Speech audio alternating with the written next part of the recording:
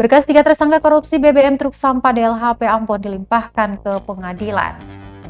Berkas perkara kasus dugaan korupsi pengadaan bahan bakar minyak kendaraan pengangkut sampah Dinas Lingkungan Hidup dan Persampahan Kota Ambon akhirnya dilimpahkan.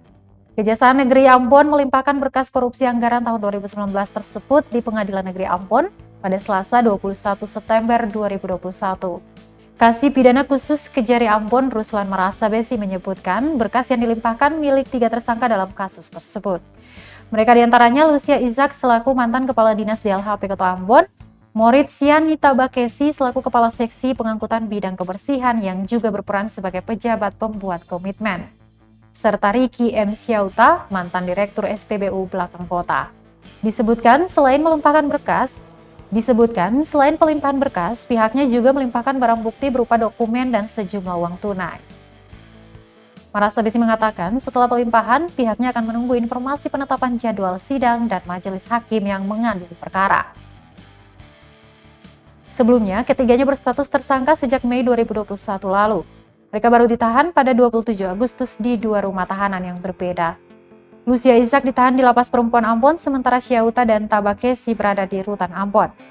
Berdasarkan perhitungan Badan Pengawasan Keuangan dan Pembangunan Provinsi Maluku, akibat perbuatan ketiga tersangka merugikan 3,6 miliar uang negara. Ya, hari ini dilimpahkan berkas perkara tindak pidana korupsi biaya BBM pada Dinas Lingkungan Hidup tahun 2019. Barang bukti apa saja? Berkas perkara dan barang bukti. Berkas perkara yang dilimpahkan dan barang bukti. Barang bukti itu ada berupa dokumen dan ada juga barang bukti uang yang dikembalikan pada saat penyidikan. 3 tersangka ya Pak? 3 tersangka. Berarti dari jadwal sidang? Iya, tinggal menanti saja penetapan jadwal sidang dan pemanggilan para saksi Siap. yang dikeluarkan nanti oleh pengadilan negeri.